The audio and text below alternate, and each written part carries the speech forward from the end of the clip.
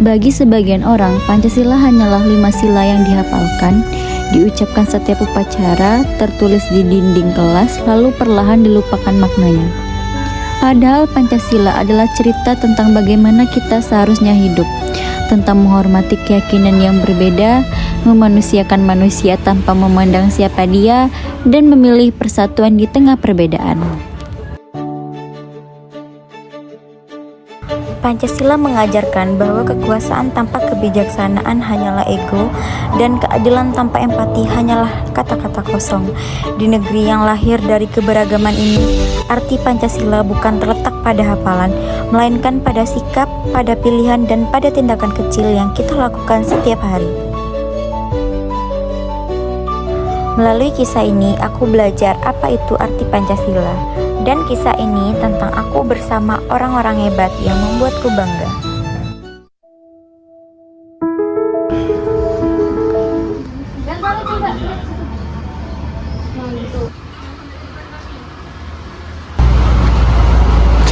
Ini yang lain pada kemana sih? Ini udah jam berapa kok gak datang-datang? Si Eni sama si Risma dia masih ada kerjaan tadi, dia ini WA aku. Kenapa nggak lain kali aja kerjanya? Kan kita udah janjian. Sabar apa ya, Indonesia aja memiliki keanekaragaman. Ada 16.771 pulau, 718 bahasa daerah, dan 13.340 suku bangsa. Apalagi sila pertama yang mengajarkan kita untuk toleransi yang berbunyi yaitu ketuhanan yang Maha Esa. Lu nggak usah aja bacot deh, siapa tahu lagi main gue. Oh, coba deh telepon si Eni sama si Risma, kok lama banget sih nggak bisa menghargai waktu banget. Oke, ya udah aku telepon.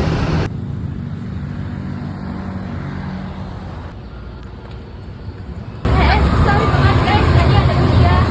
Udah deh, nggak apa-apa. Langsung aja.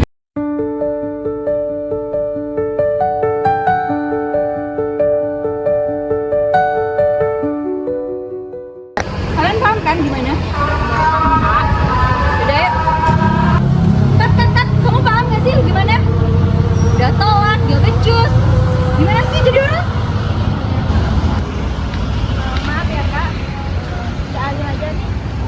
Yuk. Ya elah, ini nih baru juga datang dari sini, sholat aja kamu. Eca, kamu gak boleh gitu. Sholat kan kewajiban kita. Kalau kamu mau dihargai orang, kamu harus juga menghargai orang lain. Betul. Yaudah, ya.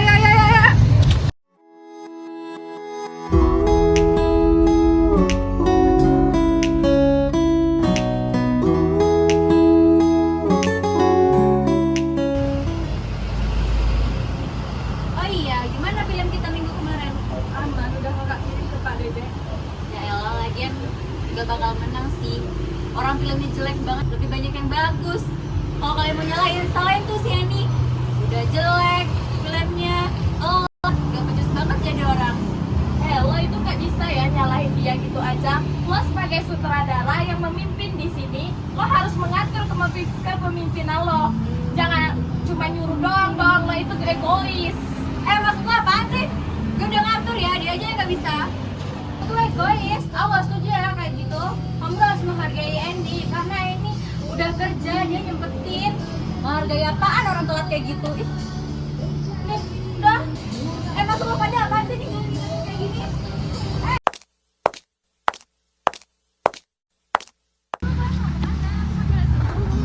Ya udah, ayo kita kesana lagi.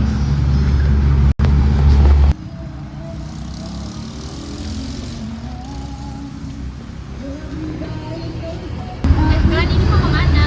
Aku mau kasih sesuatu ke kalian. Udah nih, kita menang. Mana lihat? Oh iya, serius?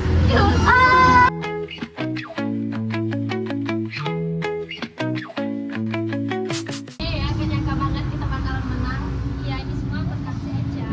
Enggak kok, ini berkat kita semua saling berusaha. Oh iya, ini aku kemarin minta maaf ya, udah banyak salah sama kamu.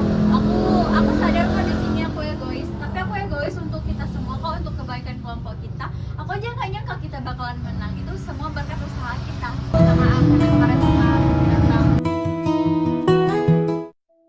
Dari kisah ini aku belajar yang dulunya aku sering bertanya di mana Pancasila itu berada, seolah Pancasila adalah sesuatu yang hilang. seolah nilai Pancasila memudar oleh waktu dan keadaan, padahal Pancasila tidak pernah pergi. Pancasila hadir dalam cara kita memandang sesama, dalam pilihan untuk tidak membeda-bedakan, dan dalam keberanian untuk bersikap adil meski tidak selalu mudah. Pancasila hidup saat kita mau mendengar bukan hanya berbicara, saat kita memilih peduli bukan acuh, saat kita mengutamakan kemanusiaan di atas ego dan kepentingan pribadi. Pancasila bukan sekedar simbol, bukan hanya hafalan di ruang kelas, melainkan cermin tentang siapa diri kita sebagai bangsa.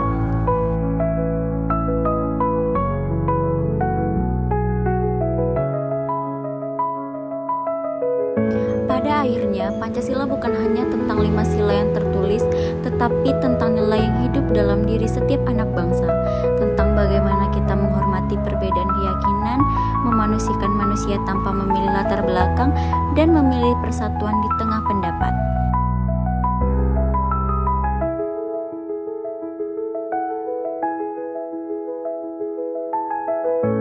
Dan jika pada hari ini kita masih bertanya, di mana Pancasila? Maka jawabannya sederhana.